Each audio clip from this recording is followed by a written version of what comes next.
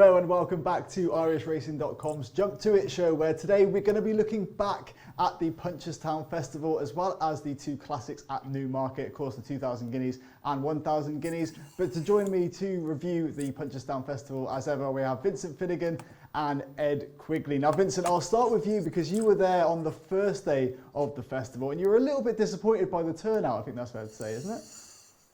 Yeah, I was, considering that there hadn't been a crowd there for, getting on 3 years now. And you'd have thought that the racing public in Ireland, they were mad for horse racing to be able to go again with the Punchestown Festival. We'd seen Cheltenham and all the great racing there and Fairyhouse recently. But I thought we'd get a big crowd on the opening day, and we didn't, as it turned out. The crowd was quite a bit down on what had been there the previous year, that there was a crowd there. I was disappointed when I was there. I couldn't believe how easy it was to move around. What I noticed about it was particularly is the public areas had very few people in them. The corporate end of it was pretty packed out. I think they sold most of their corporate stuff for the week. So maybe it's a change from what you would expect. Punchestown had always been something for local people, but over the last probably 15 years, it started to become a very big corporate event in Ireland. And you've a lot of the companies that sponsor races there bring a lot of clients to it as well. One thing I did notice was there was a lot of English people there. Around the ordinary enclosures, there was quite a few English people, which is great to see, and it shows that a lot of English people, they like travelling to the races day. I'm sure that you'd hardly go to a major event worldwide without seeing a lot of English people at it anyway, because there's a huge groundswell of racing fans within the UK, and they do travel a lot to their meetings. But I thought it was great to see so many of them there, but there was so few Irish in comparison of the ordinary punters. Having said that, as the week went on, more and more went, and we saw that there were almost record crowds towards the weekend. Friday, the huge crowd, almost 41,000 people there, which is terrific to see. Now, obviously, it was a terrific week overall. Yeah, I mean, we've spoken before, a lot about the whole Cheltenham going to 5 days as well. I mean, could this be a little bit of a barometer? Could we expect something similar to happen with Cheltenham if, spread it over 5 days, all the attention goes to the latter days, perhaps? I wouldn't think so necessarily. Like, say, we've got Galway as 7 days, and you can get some huge crowds there over all 7 days. It tends to be more towards the middle of the week, the 2 big days with the Galway Hurdle and Galway Plate on the Wednesdays and Thursdays. But I don't think that's necessarily what happened to Cheltenham. I think Cheltenham is so big, they could probably do 10 days and still pack it out every single day. I don't think that's an issue. One thing that's interesting about obviously there'll be a lot of comparisons between Punchestown being a 5-day festival and Cheltenham the same, and they're both national hunts and they're both the high class racing as well. But when you look at the way that the makeup of the races, first of all, they're talking about Cheltenham going to 5 days and it'll be 6 races a day, whereas Punchestown is 8 races a day, and it's what it's made up of. You've 7 bumpers over the week, you've 2 hunter chases, 4 cross country races, and a charity race, and yet it doesn't make any difference. It's still a great week's racing. It's more of a carnival atmosphere, I suppose. It's more of a party thing. It's end of season. It's not quite Cheltenham, and it'll never be quite Cheltenham. But it just goes to show you can have a festival of racing over 5 days where there's something for everyone there, including the real enthusiasts looking for the highest quality competition. I think that's it's the tough one, isn't it, for the hosts of these festivals? I mean, who are you catering for? Is it those die-hard racing fans that want the best against the best, or is it just those that want a day out? I suppose, Ed, I'll bring you in here as well, your point of view on maybe what could possibly change to either bring those numbers up during the week, or is it just the kind of a process at the stage? We're referring to Punchestown or Cheltenham here. In terms of Punchestown, yeah, look, again, I think things are always cyclical. I've always thought it. Vincent makes a good point. The Friday, 41,000 people, whereas the crowd earlier in the week necessarily wasn't all that big. And in regards to those people who just want a day out, I always take the kind of view, I don't think they're that bothered what the actual content is on the racetrack, to be honest with you. You could be running 6 sellers, but if people want to go, they'll go to the Punchestown Festival, or they'll go to Cheltenham Festival, or they'll have a jolly up at Chester. So yeah, the point you make is right, Joe. It's who you're necessarily catering for. It's always that balance, of course, which kind of gets in the rut between diehard racing fans and stakeholders and broadcast rights and the racecourses themselves. And we seem to be having this debate for donkey's years. It continues to go on. But look, Punchestown, I think Vincent's right. There's an element of the pressure's off a little bit for a few of those horses or trainers. They've I think we used the phrase glorified afterthought, and that wasn't meant in a derogatory sense, but a lot of horses have been trained for perhaps, the Ryanair Chase or the Champion Hurdle, and or they've gone to Aintree, then they come to Punchestown afterwards, and it's if they've already kind of got that big tick in their box of the one big race at the Cheltenham Festival, they kind of come here as a shot to nothing. And from what I gather, a lot of trainers are a lot more relaxed. If it doesn't quite go their way, they're not kind of lying down in a dark room afterwards pondering what could have been. But I've still never made it to the Punchestown Festival. I keep getting a lot of stick from my Irish viewers. I've got a lot of things I've got to try and fit in, but I've definitely got to get over it and try and get at least a couple of diet lemonades behind Vincent by the end of the week, put it that way. All right, you mentioned the phrase donkey years as well. I want to bring in Vincent about a star performer. You did tip up donkey years at Punchestown as well. So let's go into the racing. I think we'll start there with your tip, Vincent, and just talk us through some of how have your other tips got on this week and some of the standout performers for you. Yeah, there were a lot of things I thought would happen and did, but financially it was a very poor week for me. I was getting it wrong here, there and everywhere. There were ones I thought couldn't get beat. Sir Gerhardt was an obvious one and very disappointed with that. There were other ones I thought couldn't win, such as Bob Olinger, and didn't. So I got those ones right. But overall, it wasn't a great week for me. There was a lot of things in it. That there were some of the favourites were too short. That was the first thing. I wasn't willing to back them end of season at very short prices. And some of the ones I thought would run well at big prices, a couple of them didn't. Donkey Years did, admittedly, and won well, which was good. But there were plenty that didn't. What I thought was, just looking at some of the stuff we had, particularly on the last couple of days, we'd already talked about the first 3 days on an earlier show on Friday. So just looking back at the final 2 days, we saw some star performances here. Altogether across the week, there were 12 horses that had won in Cheltenham ran in Punchestown, 12 festival winners from Cheltenham, and out of them, 9 of them won, which is pretty impressive now. Obviously, some of them had very little opposition, such as Honeysuckle, but at the same time, they won.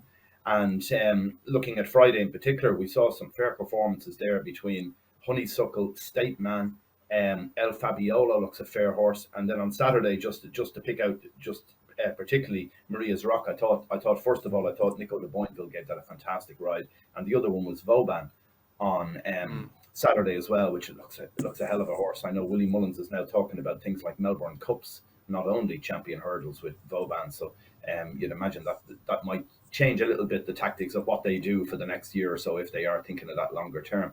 But what I think is really interesting about the week is when you look forward to what's next season going to bring for us.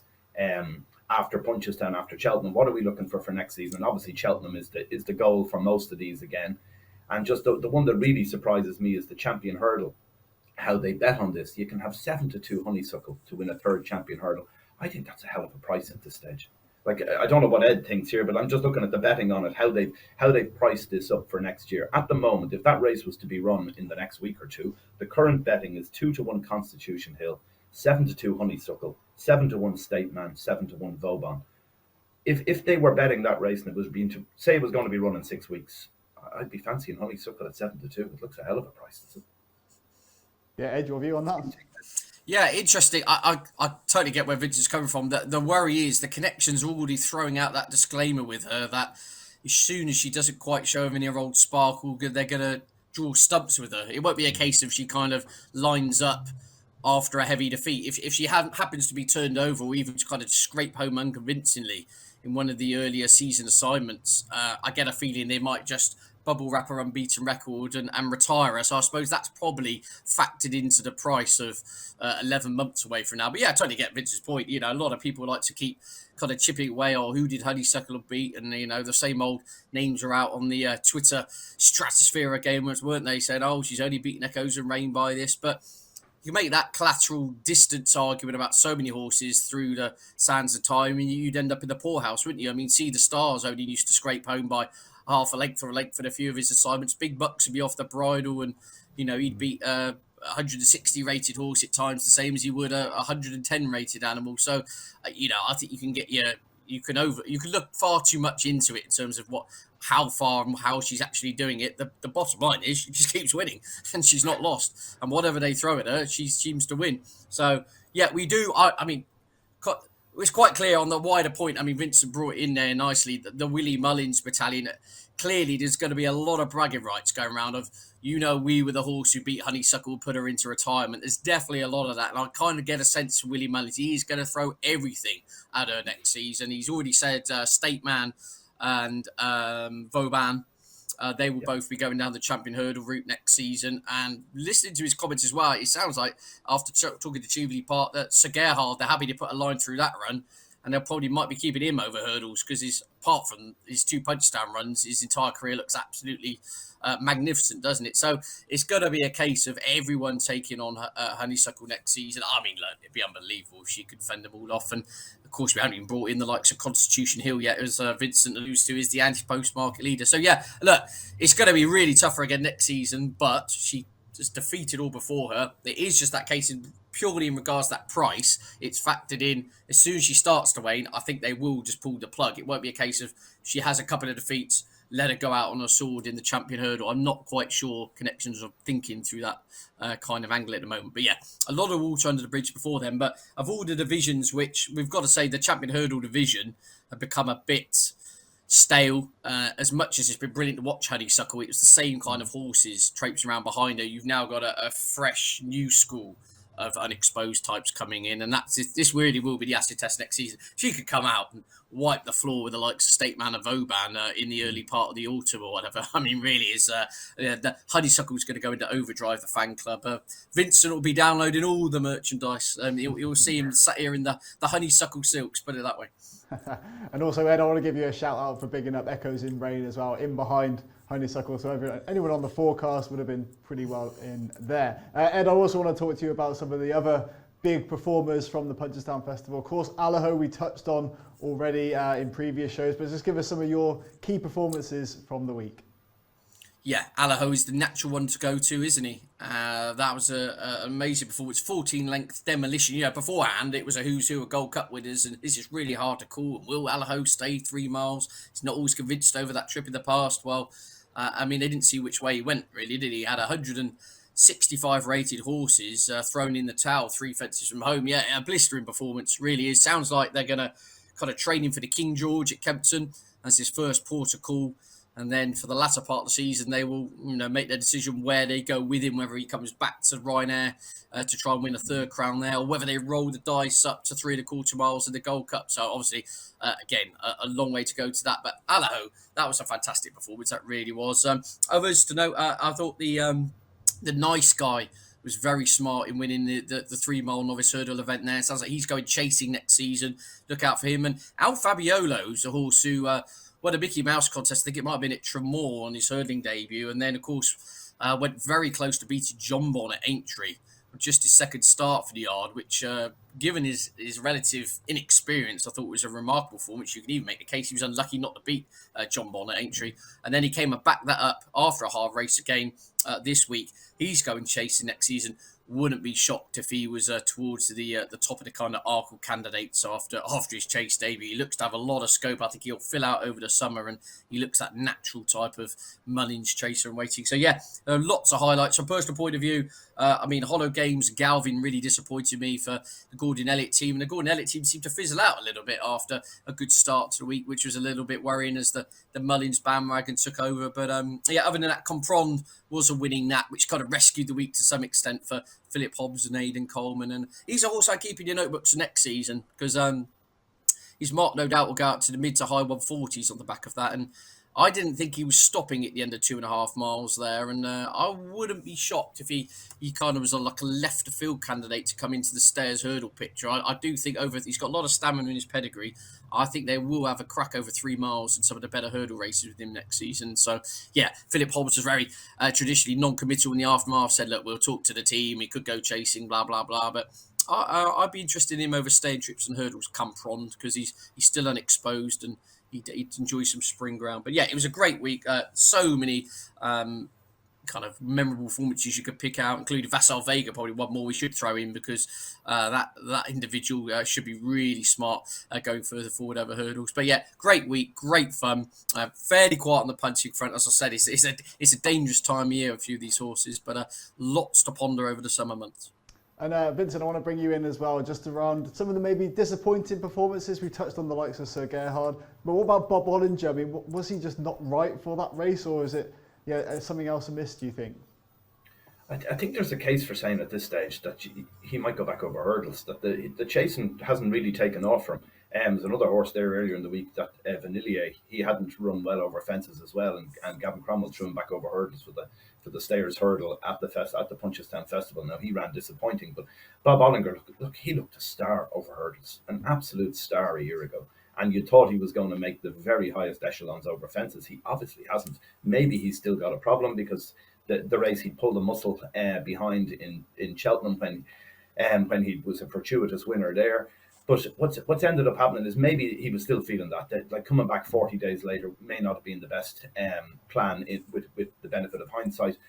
I don't know. Maybe they'll get him back because horses jumping fences with Henry de Bromhead, that's their game, isn't it? They all jump fantastic. Normally, he just doesn't seem to really be enjoying it. Maybe he's feeling something. Maybe he'll come back a completely different horse next year and surprise us all and be a Gold Cup contender by the end of it all. But I can't see it at the moment. I think you have a big question mark there, a squiggle around him.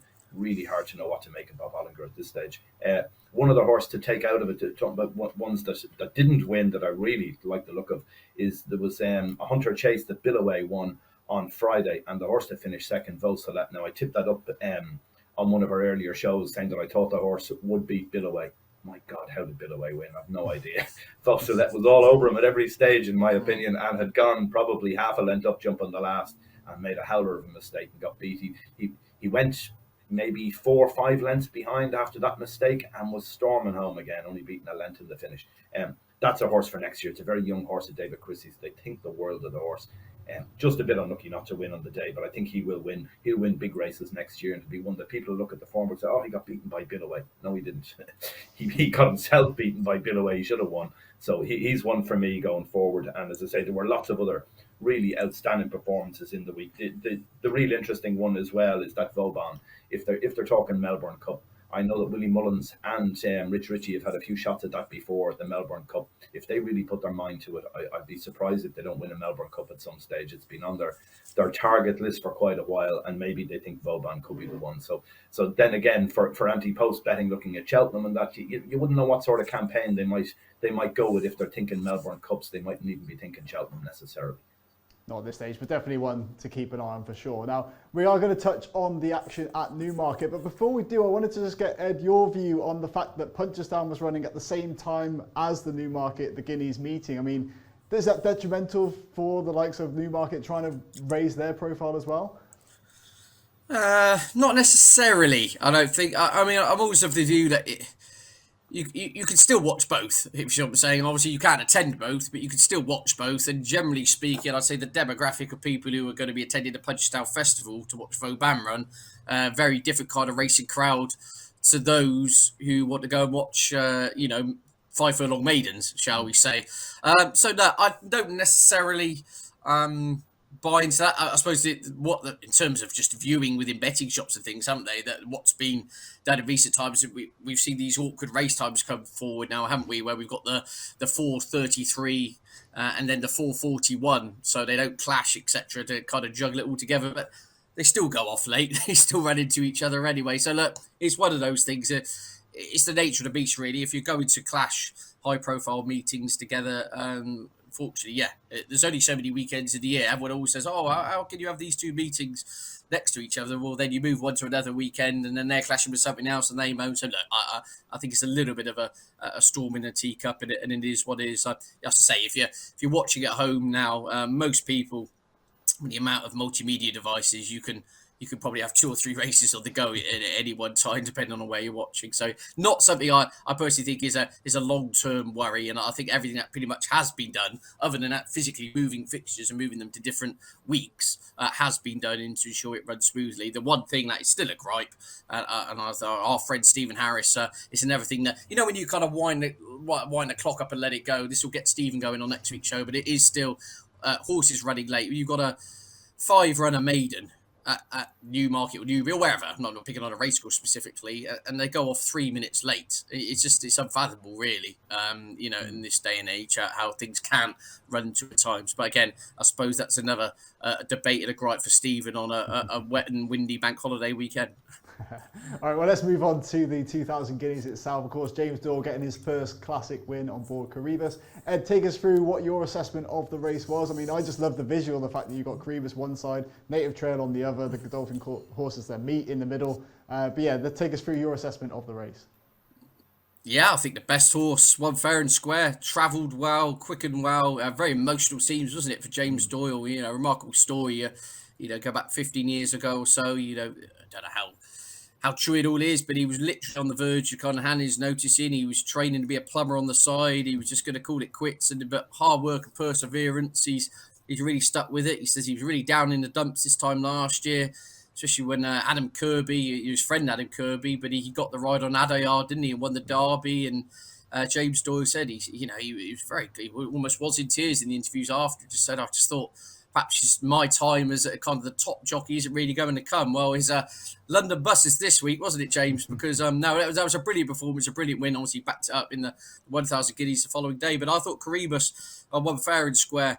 I thought he was the best horse of the day. Native Trail game ran an absolute blinder. But what's really great to try and summarise quickly with the Guineas is you see all the different types of horses in there, don't you? You've got your proper milers, I thought, came to the fore. Luxembourg was the obvious one who stumbled out of the gate and then under hard pressure from Ryan Moore got up for third in the closing stage. He's your obvious middle distance Derby type. And then you've got the likes of, I thought, Berkshire Shadow and Perfect Power. I've circled both of those with sprinting kind of further on in the season. They clearly didn't get the mile at the top level, were far too keen, I thought, and faded out of it. And wouldn't be shocked to see them coming back to things like the Jersey Stakes or even the Commonwealth Cup. So that's the great beauty of the Guineas. This first season classic, you've got your out and out milers, you've got your middle distance horses who will be coming through later in the season, and you've got your horses which clearly didn't stay. They rolled the dice in that event, and you'll see them in sprint trips further on. But I thought there were no hard luck stories, which sometimes we've had in this race, and I thought he was the best horse won on the day and won in very good fashion. Yeah, and Vincent, for you, any kind of different angles in? Is there any horse that kind of caught your eye in the 2000 Guineas? Well, for the 2000 Guineas, I think the winner's a very good horse. I think the second's a very good horse. I agree with Ed. I think the third horse, Luxembourg, was a little unlucky. Clipped heels early on as well, got hampered coming out of stalls. And it's by Camelot out of a Danehill Dancer. Like, you're looking here at stamina. That's one definitely to take forward for the Derby particularly. The other thing to note here is we look at the National Hunt game where the Irish have been dominant over the last few years at Cheltenham.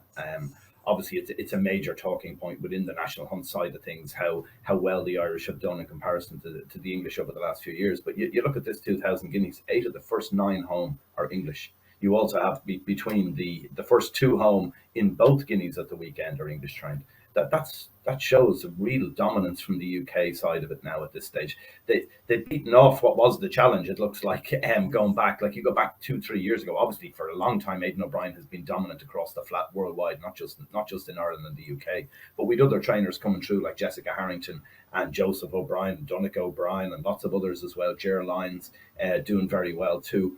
But you look at this, 8 of the first 9 are English. Like that really speaks a lot about it. You look at as well at Charlie Appleby. He's the first 2 home. He's got 3 horses he's due to run this week. He's got New London, Walk of Stars, and Nahani, and all Derby prospects, all real high class horses that he has in his yard now. So like there really is there's a shift in the pendulum here. The English horses on the flat particularly are really, really good, and it'll be interesting to see how the season progresses for them. I'm not quite sure where they go with particularly Native Trail. I'm not quite sure what the trip is going to be there. Obviously a really high class 2-year-old, has trained on, looks exceptional still, but I'm just not sure where do they go. Is it back in trip to maybe 7 furlongs, maybe 6 furlongs? I don't think so. I can't see it staying at 1.5 miles either, so I don't know where he goes, to be honest with you. But Charlie Appleby has some amount of riches in this whole department with 3-year-olds at the moment. And just speaking back to your point about the Irish horses, I mean, do you see any kind of prospects potentially coming through to challenge some of these English horses, or do you think it's a bit more of a long-term game for the Irish flat contenders? I don't know. Like last season, Aidan O'Brien didn't have his greatest year ever by anyone's standards. By his own standards, by everyone else's standards, he had a great year. But he just didn't really dominate the way he has dominated in the past, I didn't think. And of course, Jim Budger had come through with Poetic Flair and won a couple of classics with that. So we still have very, very good flat horses in Ireland. Probably some of the best in the world are still here, and Aidan O'Brien will still train plenty of classic winners this year, both in Ireland and abroad. But like you'll take the likes of Luxembourg. Luxembourg will most likely come back to an Irish Guineas now, and win that probably handsomely. The other one he had in the Tuesday, which finished third in the 1,000 Guineas on Sunday, she comes back and runs in Ireland next in the Irish one as well. So like he'll still be winning plenty of classics, but you just feel, you saw it last year. When you had Point Lonsdale went off 8-13 to win in the Curragh, but got beaten by Native Trail. Native Trail looked different gravy on that day, like a different class of a horse, and it looks like Charlie Appleby has quite a few of them at the moment in his stable. So it's going to be very hard to see where Aidan O'Brien is going to have to pick his punches to win any of those English classics this year, it looks like at this stage. All right, let's move on just to discuss the 1,000 Guineas. We touched on it already with Cachet, of course, leading from the front, making all to win that one. So Ed, just take us through your assessment of the race, what performance it was from the winner.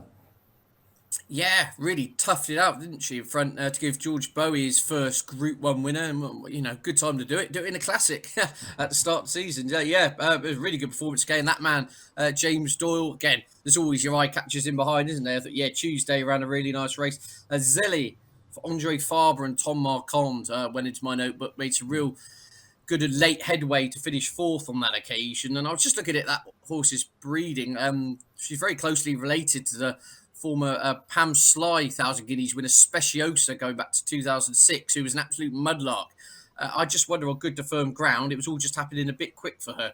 Keep her in mind for some soft ground assignments. That Zelly, she's fair to say, she's from a very soft ground orientated family. So definitely one, I think it's definitely got a win in her. But really, really good for Cachet. At one stage, it looked like the whole host of challengers kind of queuing up to have a crack at her, but one by one, they all just started to wilt, didn't they? And James Doyle, obviously, as we've said, at top of the show, riding full of confidence at the moment. I think he can barely believe the weekend he's had on the back of that. But no, it was brilliant. Yeah, Prosperous Voyage was the obvious eye catcher who made a real late headway for the Rafe Beckett team. Rob Hornby on board.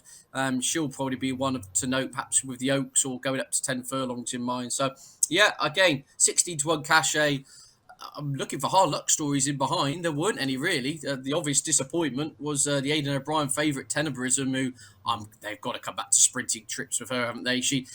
You saw her in the paddock. She's a tiny little thing compared. She looks a bit of a speedball compared to some of these rangy, scopy types, and she was far too keen. And look, it was a stamina doubt beforehand. Would she get the mile? I think they've answered their questions there. Would not be shocked if she's back in sprinting company. So look, again, I think no excuses. I thought the best horse on the day and won it fair and square.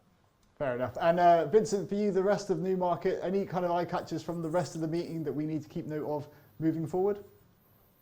I didn't think so particularly. I think for me, just talking about that 1,000 Guineas, for me, Tuesday is one to definitely take out of it for the longer term, particularly over the Oaks trip.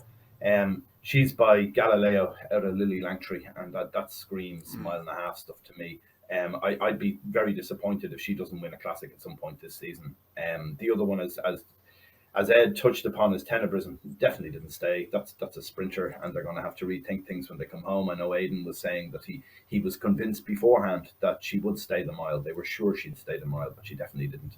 So another disappointing favourite there. One thing to note out of that Guineas as well is with Cachet, that it's very unusual, I'd say, for a classic winner must now pass a stalls test before being allowed to run again, according to the BHA. So that's an interesting side to that. James Doyle also picked up 2 days suspension there, which is another one that for me it's a little bugbear when you see if you interfere with another horse, if for argument's sake Cachet had interfered with Prosperous Voyage in the closing stages, possibly would have been thrown out, but yet the jockey can do anything, break any rule he likes, and yet you still don't get thrown out unless you interfere with another horse.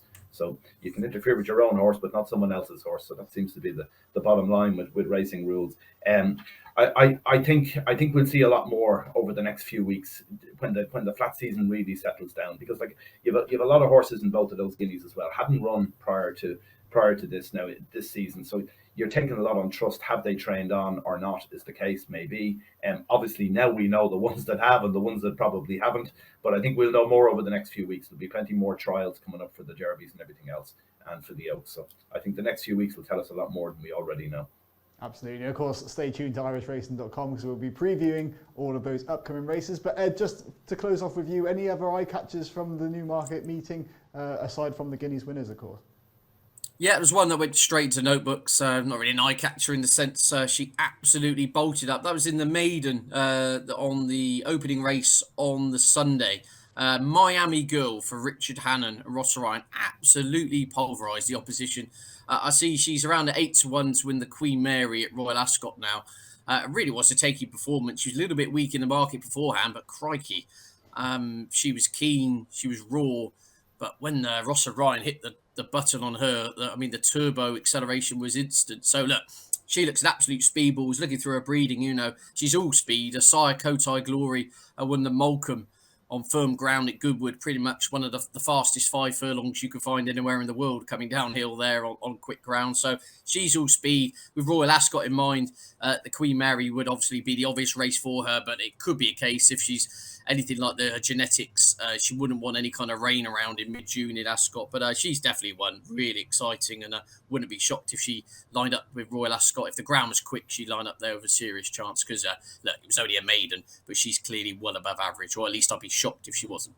All right, we'll definitely keep a close eye on her for sure. I think that wraps it up for our show today. So Ed Quigley, Vincent Finnegan, thanks a lot for joining me. And of course, thank you for tuning in as well. Be sure to subscribe to the irishracing.com YouTube channel for more previews ahead of the big weekend racing and reviews just like today's show. But thanks a lot for watching, and we'll see you again very soon.